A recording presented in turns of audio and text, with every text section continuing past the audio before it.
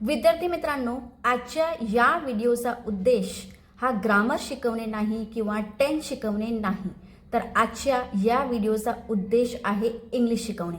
पण विद्यार्थी मित्रांनो, जर डायरेक्टली तुम्ही इंग्लिश शिकलात तर तुम्हाला खूप खूप प्रॉब्लेम्स येऊ शकतात आणि त्यामुळे तुमचा जो पाया आहे ते मजबूत असणे खूप महत्त्वाचं आहे. आपण सगळे टेन्स शिकतो पण आपल्याला समजतच नाही, हा सगळ्यात मोठा प्रॉब्लेम आहे. चला तर विद्यार्थी मित्रांनो, माझ्या यूट्यूब चॅनलवरती सर्वात प्रथम तुम्हा सर्वांचे मी मनापासून स्वागत करते. आणि विद्यार्थी मित्रांनो, आजच्या या व्हिडिओमध्ये आपण सर्वात प्रथम टेन्सचा जो बेसिक आहे, म्हणजे जो पाया आहे तो काय आहे ते आपण या व्हिडिओमध्ये आपण समजून घेणार आहोत. कारण विद्यार्थी मित्रांनो बघा, इंग्लिश शिकायची आहे, इंग्लिश बोलायला शिकायची आहे, तर काय करावं लागेल की सर्वात प्रथम आपल्याला सेंटेन्स कसे बनवले जातात ते महत्त्वाचं आहे, ते शिकायला लागेल. म्हणजे तो पाया जर आपला कन्फर्म झाला, पक्का झाला, तर आपण बेसिकली जो आपला जो सेंटेन्स आहे तो या ठिकाणी आपण बनवू शकतो. ठीक आहे, तर त्याच्यासाठी मागील काही व्हिडिओमध्ये, म्हणजे आज आपला हा इंग्लिश स्पीकिंगचा म्हणजे इंग्लिश बेसिक कोर्सचा हा आपला 6वा दिवस आहे. तर मागील 5 दिवसामध्ये ज्या ज्या बेसिक गोष्टी तुम्हाला माहीत नव्हत्या त्या सगळ्या, म्हणजे आपण एकदम झिरोपासून सुरुवात केलेली आहे विद्यार्थी मित्रांनो. ठीक आहे, म्हणजे ज्यांना ना काहीच माहीत नाही इंग्लिशबद्दल, ज्यांना काहीच येत नाही, ज्यांचा अजिबात पाया एकदम मजबूत नाही आहे, तर त्यांच्यासाठी झिरोपासून मी इंग्लिशची सुरुवात केलेली आहे. तर हा व्हिडिओ जर तुम्ही बघत असाल आणि मागील व्हिडिओज जर तुम्ही पाहिलेले नाही आहेत तर या ठिकाणी तुमची लिंक लागणार नाही, तुम्हाला समजणार नाही. म्हणून हा व्हिडिओ पाहण्या अगोदर तुम्ही काय करायचं आहे, मागील जे व्हिडिओज आहेत ते सगळे पाहायचे आहेत आणि त्याच्यानंतर हा व्हिडिओ पूर्ण बघायचा आहे. कारण अर्धा जर बघितला तर काही गोष्टी तुमच्या मिसिंग होऊ शकतात. चला तर आपण लगेचच या व्हिडिओला सुरुवात करूया आणि पाया जाणून घेऊया टेन्सचा. आणि या व्हिडिओमध्ये, या एकाच व्हिडिओमध्ये तुम्हाला पूर्ण टेन्स या ठिकाणी मी समजवणार आहे विद्यार्थी मित्रांनो. ठीक आहे, आपण विद्यार्थी मित्रांनो आपण शाळेमध्ये शिकतो पण आपण समजून घेत नाही. ठीक आहे, शिक्षक आपल्याला शिकवण्याचं काम करतात आणि त्यावेळेस जरी आपल्याला समजलं तरी आपण ते परत परत विसरून जातो, किंवा या ठिकाणी तुम्ही काय करतात की अप्लाय करत नाहीत, फक्त रट्टा मारतात. तुम्हाला फॉर्म्युलाज दिले जातात टेन्सेसचे आणि ते फॉर्म्युलाज तुम्ही लर्न करतात, फक्त परीक्षेपुरतं ते मर्यादित ठेवतात आपल्या जीवनामध्ये, त्याचा तुम्ही अप्लाय करत नाही. ठीक आहे, वापर तुम्ही करत नाही. आणि जर असं केलं नसेल तर तुम्हाला टेन्स हे समजणार नाही आणि कधीच समजणार नाही. म्हणजे काय की व्हिडिओ पाहिल्यानंतर तुम्ही उद्यापासून किंवा व्हिडिओ पाहिल्यानंतर त्या क्षणापासून जर तुम्ही त्याचा अप्लाय केला, ठीक आहे, म्हणजे त्या गोष्टी तुम्ही जर समजून आपल्या सेंटेन्सेसमध्ये जर तुम्ही ते अप्लाय केलं तर नक्कीच तुम्हाला इंग्लिश बोलणे हे कठीण जाणार नाही आणि तुम्ही 30 डेजच्या चॅलेंजमध्ये इंग्लिश नक्कीच बोलायला सुरुवात करू शकता.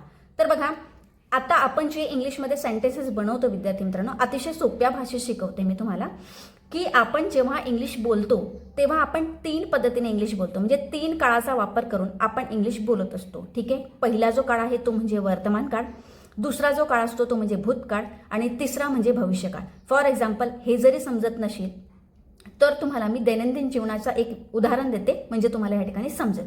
समजा मी आता या ठिकाणी तुम्हाला शिकवत आहे. ठीक आहे, तर शिकवणे आत्ता जस्ट मी तुम्हाला शिकवत आहे, म्हणजे क्रिया चालू आहे, म्हणजे ते वर्तमान काळ झालं. म्हणजे ज्या क्रिया आपण वर्तमान काळामध्ये, म्हणजे ज्या क्रिया चालू असतात त्या सर्व क्रिया आपण वर्तमान काळामध्ये बोलत असतो. त्याच्यानंतर एखादी क्रिया तुमची झालेली आहे, तुम्ही काल समजा मुंबईला जाऊन आलेला आहात, तर तुम्ही या ठिकाणी भूतकाळाचा वापर करणार. किंवा तुम्ही 8 दिवसानंतर भविष्य काळामध्ये, म्हणजे 8 दिवसानंतर तुम्ही मुंबईला जाणार आहात. म्हणजेच काय, सेंटेन्सने तुम्हाला समजलं असेल की आपण जेव्हा इंग्लिश बोलतो किंवा कोणतीही नॉर्मल भाषा बोलतो तेव्हा आपण 3 काळाचा वापर करत असतो. पहिला तर असतो वर्तमान, दुसरा असतो भूतकाळ आणि तिसरा असतो तो म्हणजे भविष्यकाळ असतो. ठीक आहे, म्हणजे इंग्रजी भाषेत काळाचे मुख्य 3 प्रकार आहेत. ठीक आहे, इंग्रजी भाषेत काय, दुसऱ्या भाषेत सुद्धा, इंग्रजी भाषेत नव्हे तर दुसऱ्या सगळ्या भाषेत सुद्धा 3 प्रकार आहेत, हे आपल्याला समजून घ्यायचं आहे. ग्रॅमॅटिकली नाही, पण आपण जेव्हा दैनंदिन जीवनामध्ये काही गोष्टी बोलतो ते सुद्धा आपण या ठिकाणी समजून घ्यायचं आहे. ठीक आहे, प्रेझेंट टेन्स वर्तमान काळ, पास्ट टेन्स भूतकाळ आणि फ्युचर टेन्स भविष्यकाळ. आणि हेच टेन्सेस, 3 टेन्सेस यामध्ये तुम्हाला इंग्लिश बोलण्यासाठी लागणार आहेत. ठीक आहे, आता या ठिकाणी एक गोष्ट अजून मात्र लक्षात ठेवायची विद्यार्थी मित्रांनो, की हे जे 3 काळ आहेत ना, ज्याच्याने आपण सेंटेन्स बनवणार आहोत त्याचे सुद्धा ना 4 भाग आहेत. हे तुम्ही जर नीट समजून घेतलं तर तुम्हाला टेन्स किंवा वाक्य बनवणे हे अतिशय सोपं जाणार आहे. आता विद्यार्थी मित्रांनो, हे जे 3 काळ आपण पाहिलेत ना, प्रेझेंट, पास्ट आणि फ्युचर, म्हणजे वर्तमान काळ, भूतकाळ आणि भविष्यकाळ, तर त्याचे ना 4 भागामध्ये आपण विभाजन करून घेऊया. ठीक आहे, पहिला नीट लक्ष द्यायचं. आता जर तुम्ही समजून घेतलं ना तर तुम्हाला टेन्स अतिशय एकदम इझी जाणार आहे.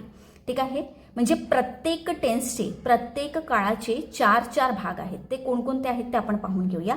पहिला जो भाग आहे तो आहे इनडेफिनेट. ठीक आहे, त्यालाच ना सिंपल सुद्धा, म्हणजे ग्रॅमॅटिकली भाषेमध्ये ना त्याला सिंपल सुद्धा म्हटलं जातं, पण आपण इनडेफिनेट पाहूया. इनडेफिनेट, आता इनडेफिनेट म्हणजे काय, तर हा पहिला भाग आहे, लक्षात ठेवायचा आहे. इनडेफिनेट यामध्ये ना विद्यार्थी मित्रांनो टाइम हा फिक्स नसतो. ठीक आहे, म्हणजे इनडेफिनेटमध्ये ना टाइम फिक्स नसतो. आता उदाहरण दिलं ना म्हणजे तुम्हाला समजेल. ठीक आहे, कसं की I play football. I play football म्हणजे काय, मी फुटबॉल खेळतो. आता बघा या ठिकाणी ना टाइम फिक्स नाही. व्यवस्थित जर तुम्ही वाक्यामध्ये लक्ष दिलं तर या ठिकाणी टाइम फिक्स आहे का, मी फुटबॉल खेळतो, कधी खेळतो, सुरुवात केलेली आहे म्हणजे सकाळपासून का दुपारपासून का मी खेळत आहे, नाही, काहीच सांगितलेलं नाहीये. फक्त सांगितलेलं आहे की मी फुटबॉल खेळतो, आजपासून खेळतो, उद्यापासून खेळतो, काहीच म्हणजे टाइम या ठिकाणी फिक्स आहे का, नाही. फक्त सांगितलेलं आहे की मी फुटबॉल खेळतो किंवा मी गाणे गातो.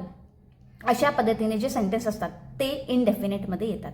ठीक आहे, म्हणजे त्यामध्ये ना टाइम फिक्स नसतो. ठीक आहे, टाइम फिक्स नसतो एवढं लक्षात ठेवायचं आहे. इनडेफिनेटमध्ये मी फुटबॉल खेळतो. ठीक आहे, कधी खेळतो हे सांगितलेलं नाही, म्हणजे काय, ते इनडेफिनेटमध्ये येणार. त्यालाच आपण सिंपल सुद्धा म्हणतो. ठीक आहे, आता हा जो पहिला प्रकार आहे ना, पहिला जो भाग आहे ना, प्रकार नाही भाग आहे ना, हा पहिला भाग आपल्याला कुठे ठेवायचा आहे, प्रेझेंट टेन्समध्ये ठेवायचा आहे. म्हणजे हे 4ही भाग आपण प्रत्येक टेन्समध्ये ठेवणार आहोत. ठीक आहे, पहिले आपण समजून घेऊया. इनडेफिनेट म्हणजे काय, टाइम फिक्स नसतो. ठीक आहे, एकदम सिंपल, टाइम फिक्स नसतो म्हणजे तो इनडेफिनेट असणार आहे. मी गाणे गातो, मी फुटबॉल खेळतो, मी क्रिकेट खेळतो. ठीक आहे, अशा पद्धतीने. मी आंबा खातो, अशा पद्धतीने. कधी खातो, काय खातो, काहीच माहीत नाहीये, पण मी आंबा खातो. ठीक आहे, एवढं तुम्हाला समजलं असेल. त्याच्यानंतर दुसरा जो असतो ना तो असतो कंटिन्युअस. ठीक आहे, तर या ठिकाणी थोडीशी स्पेलिंग मिस्टेक झाली, त्याच्याकडे दुर्लक्ष करा. कंटिन्युअस, आता बघा या ठिकाणी कंटिन्युअस म्हणजे काय, तर काम चालू आहे. काय आहे, काम चालू आहे. कंटिन्युअसमध्ये काय असते, काम चालू असते. ठीक आहे, for example I am writing a letter. आता आपण इंग्लिशमध्ये नाही तर आपण मराठीमध्ये पहिले समजून घेऊया. ठीक आहे, मग नेक्स्ट जो व्हिडिओ बनवेन त्याच्यामध्ये मी तुम्हाला पूर्ण इंग्लिशमध्ये सेंटेन्सेस देणार आहे. ठीक आहे, आता या ठिकाणी बघा खेळत आहे, मी फुटबॉल खेळत आहे. ठीक आहे, मी फुटबॉल खेळत आहे किंवा मी क्रिकेट खेळत आहे. म्हणजे ह्याच्यामध्ये ना टाइम आहे, सांगितलेलं आहे की मी फुटबॉल आत्ता खेळत आहे, सध्या, जस्ट, राईट नाव, आत्ता मी खेळत आहे. ठीक आहे, म्हणजे या ठिकाणी जी क्रिया आहे ना ती कशी आहे, चालू आहे. ठीक आहे, ते काम जे आहे ना ते चालू आहे, म्हणजे त्यालाच आपण कंटिन्युअस म्हणतो. ओके, 2 भाग समजले तुम्हाला.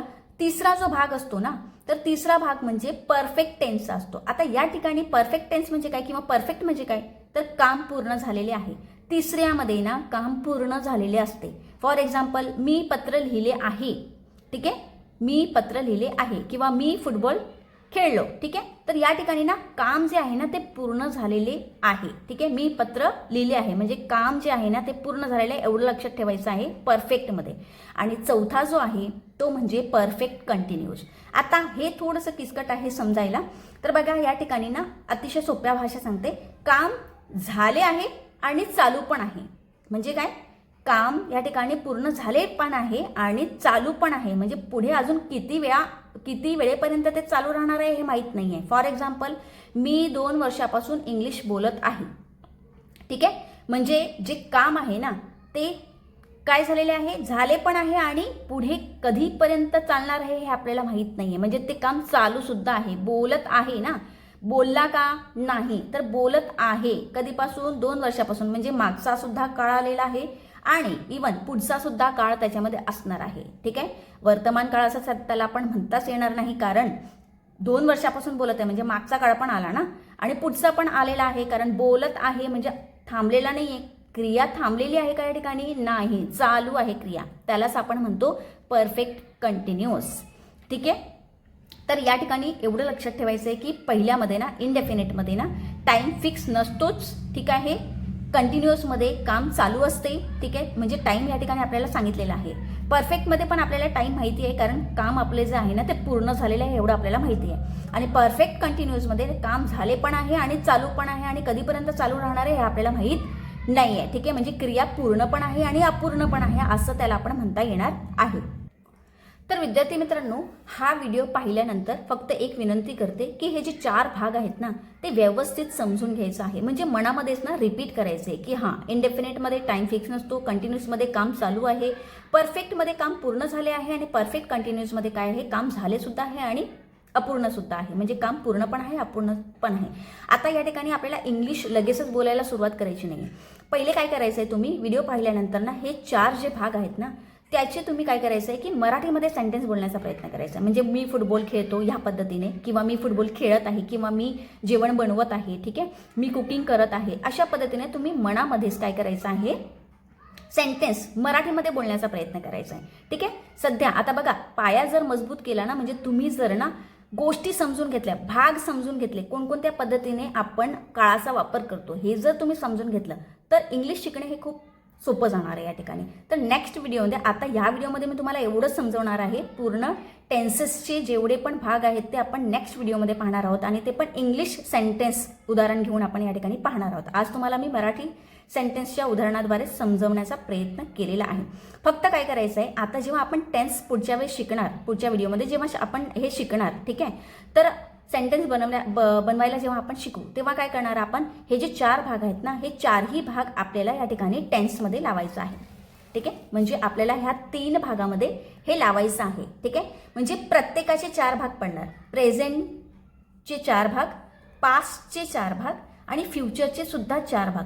म्हणजे ना फक्त हे पहिलं नाव चेंज होणार आहे, बाकीचा जो सगळा प्रकार आहे तो या ठिकाणी सेम असणार आहे प्रत्येक टेन्सचा. प्रत्येक टेन्सच्या पुढे हे 4 भाग लागणारच आहेत, एवढं लक्षात ठेवायचं आहे.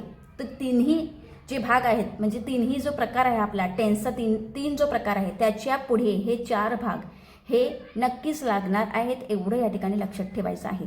तर आज जर जास्त या ठिकाणी आपण चर्चा केली तर तुम्हाला अजून कन्फ्युजन होईल, म्हणून हा व्हिडिओ आपण ह्या ठिकाणी थांबूया. आणि जरी तुम्हाला हा व्हिडिओ पाहिल्यानंतर थोडंही कन्फ्युजन असेल तर काय करायचं आहे, मला लगेच कॉमेंट बॉक्समध्ये मला तुम्ही विचारायचं आहे, मी नक्कीच त्याचंही उत्तर देण्याचा प्रयत्न करेन किंवा तुमचं समाधान करण्याचा मी प्रयत्न या ठिकाणी करणार आहे. ठीक आहे. तर आशा करते की हा व्हिडिओ तुम्हाला आवडला असेल, समजला असेल आणि आवडला असेल तर विद्यार्थी मित्रांनो लाईक करायला विसरू नका. आणि जे विद्यार्थी या ठिकाणी नवीन असतील तर त्यांनी चॅनलला सबस्क्राईब करून घ्यायचं आहे आणि माझ्याबरोबर कनेक्टेड राहायचं आहे, कारण आपण 30 दिवसांमध्ये बेसिक पाया मजबूत करणार आहोत आणि इंग्लिश बोलायला नक्कीच आपण या ठिकाणी शिकणार आहोत. विद्यार्थी मित्रांनो, पहिले पाया मजबूत करून घेऊया, म्हणजे इमारत आपली नक्कीच ही काय होणार आहे, स्ट्रॉंग होणार आहे. ओके. तर भेटूया नेक्स्ट व्हिडिओमध्ये. धन्यवाद.